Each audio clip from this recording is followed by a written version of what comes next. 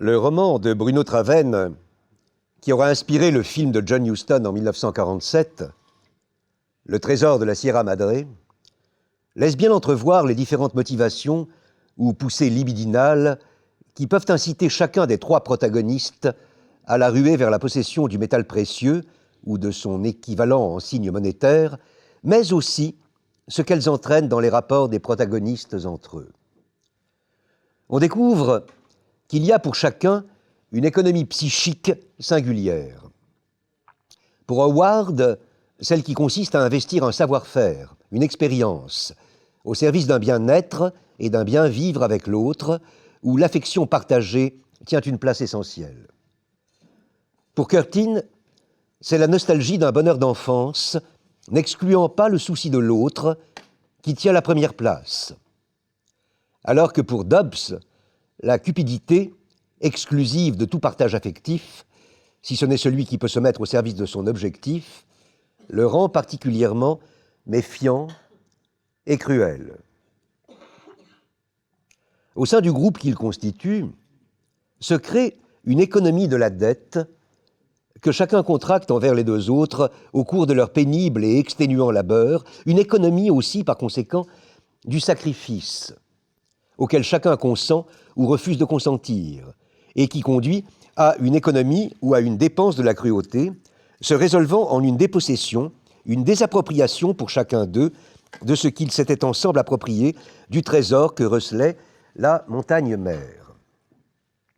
Le pouvoir qu'ils attribuaient au trou noir au creux de la Sierra, pouvoir auquel Howard croyait sans y croire, auquel Curtin voulait croire qu'il croyait, et auquel Dobbs croyait obstinément, aura révélé qu'il se transformait inévitablement en poussière, laissant chacun face à la cupidité, à son pur état d'être, dont l'économie du désir demeure intraitable.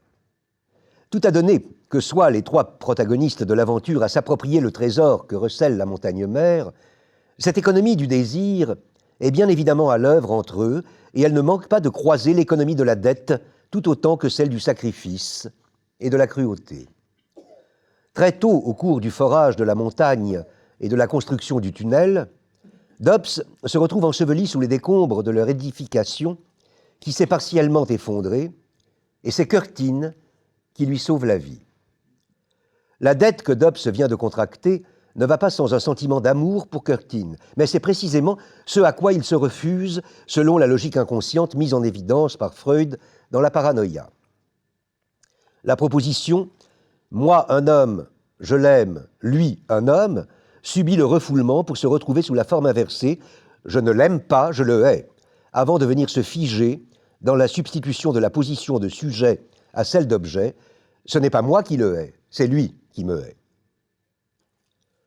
Or, toute cette énergie libidinale, qui est à la source des investissements affectifs, de leur déplacement et de leur transformation, et qui échappe à la conscience et à la rationalité économique en se modelant sur certaines représentations de l'autre et de soi, imprègne toute la réalité économique proprement dite.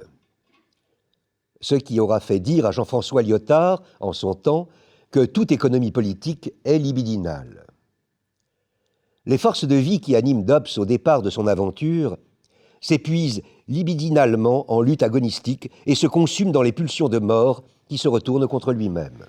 En d'autres termes, ce qu'il appelle le poison de la conscience, qui est la prise en soi de la conscience de l'autre, dont il cherche à se défaire entièrement, est si nécessaire à la préservation de sa propre immunité que son abolition expose à la maladie auto-immune, c'est-à-dire à la destruction par l'appareil psychique de ses propres défenses immunitaires.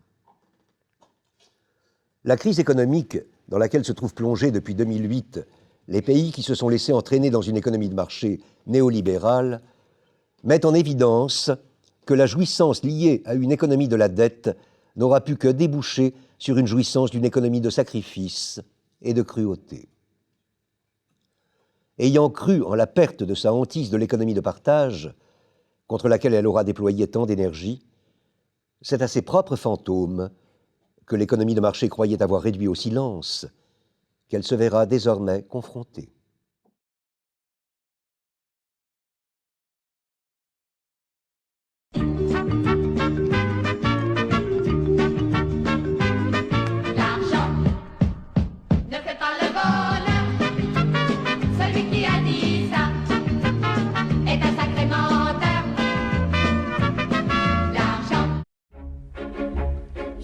Seigneur, tu as mis au monde beaucoup, beaucoup trop de pauvres gens.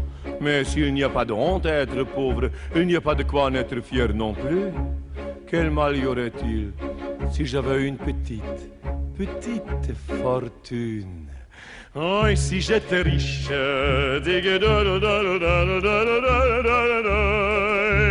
oh, et si j'étais riche, de moi. Hey, adieu la charrette,